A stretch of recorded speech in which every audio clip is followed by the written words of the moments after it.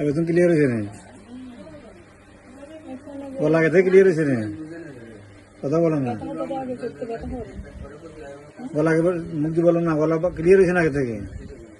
হ্যাঁ জি, আসতে বলো, হাত দেখো, হাত দেখো, হাত দেখো, এটা বুঝতে কেন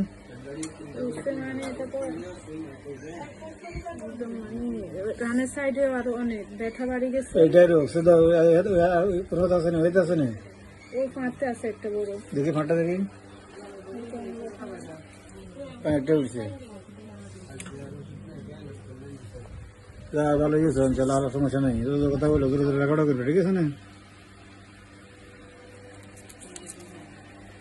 গলা ব্যথা আছে না, মুখ দিয়ে বলো না তুমি, গলা ব্যথা আছে, হ্যাঁ গলা আগে বসে, যদি বসাটা এখন বসে নেই, হ্যাঁ জোরে কথা বলা না, জি না জোরে বলে সমস্যা আছে না, সবকিছু আগে থেকে ভালো দিতেছে, শুধু অ্যালার্জি উঠছে, হ্যাঁ বুঝ ম্যানেজার ব্যথা হইতেছে,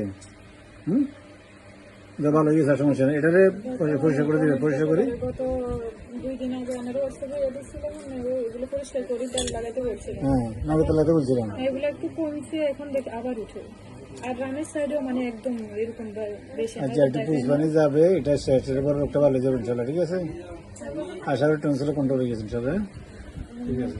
মুখেও খেতে পারে না, ঝালটার মুখেও এরকম একই অবস্থা। কোন মাদ্রাসা পড়ে? আলিয়া পেনিয়ালি মাদ্রাসা,